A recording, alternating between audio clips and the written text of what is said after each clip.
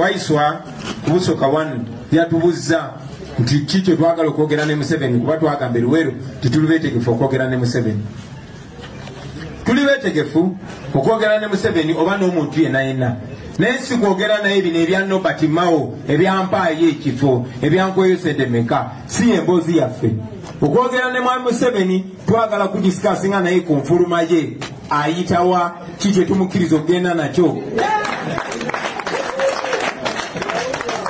Ffe tetuwolera ggwanga, tetupulaninga kulivenjinga, tetulina gwe twagala kuyisa bubi. Era Mwami Museveni twagala omujjukiza ky'oluggi lukyali luggule lw'okwogera naffe mu lwatu, era nga n'ensonga zetwogerako ziri kiriya ze zino, naye oluggi olwo terugenda kubeera luggule kumala bbanga ddene. Bannakyemaliranga bamooyi bakozesa omukisa ogusembayo okwennyonnyolako era bakkirizibwa okusigala mu Kenya. Kakiri eri ggwe Museveni, oyagala genda bulungi oba oyagala genda misinde, kiri eri ggwe. Mwebale nnyo mwebale. Yes, hey, oli ku Yugi Update TV kosinzo bango tuwuliriza.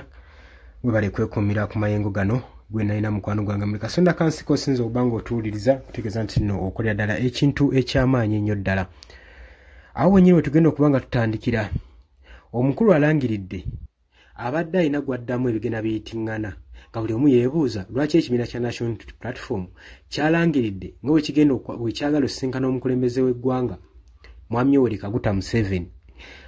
Robert Kyagulanyi Ssentamu amanyikiddwa nga Bobi Wine, pulezidenti w'ekibiina kya National Unity Platform, avuddeyo n'anukaanya oba n'atangaaza ku nsonga eno lwaki ayagala okusisinkana Mwami Yoweri Kaguta Museveni.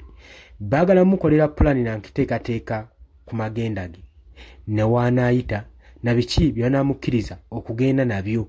Omukulu waatu wagambye abagere temulowoozaayo liga disikasingayo ensonga endala ng'emulaba Mao wa DP we yagenda n'adisikasinga naye ng'agenda kwagala kumusabayo kifo mu gavumenti ye.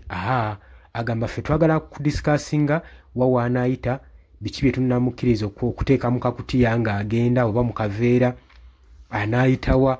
Byebyo omukulu w'ekibiina kya National Unity Platform byagala badisikaasingeko ng'akaseera ka 2026 ka general election tekannatuuka kubanga ko agenda. Kubanga omukulembeze wa National Unity Platform keekana akaseera ye kaasuubiramu kagenda okubanga agendamu. Kati baagala muteekerateekera ku ngeri gy'anaatambulamu ng'akalulu tekannatuuka gwe omukwano gwange ali yampuliriza. Oli ku Yugi Update TV gwatanatwengako kirya wansi ole kigamu subscribe kikoneko ojja kubanga otweyungako.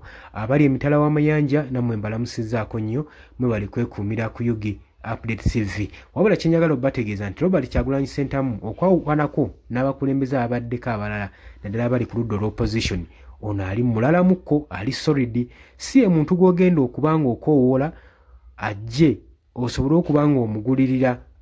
Yensonga waaki Mwami Yoweri Kaguta Museveni ne gavumenti ye olaba nga bali under pressure olw'ensonga nti no baanoonya omuwendo ogujja mu Robert Kyagulanyi Ssentamu basobole okubanga boogera gwabula.